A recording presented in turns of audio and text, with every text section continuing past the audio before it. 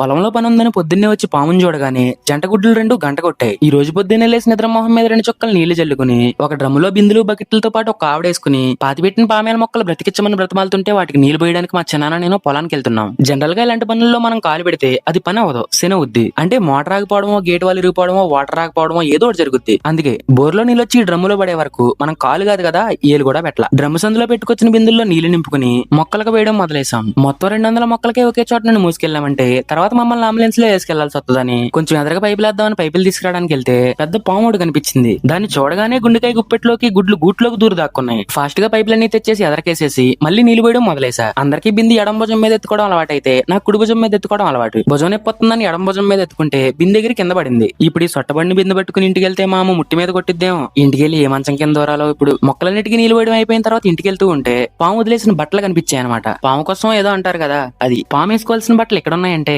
ఇందాక నాకు కనిపించిన పాముకి అంటే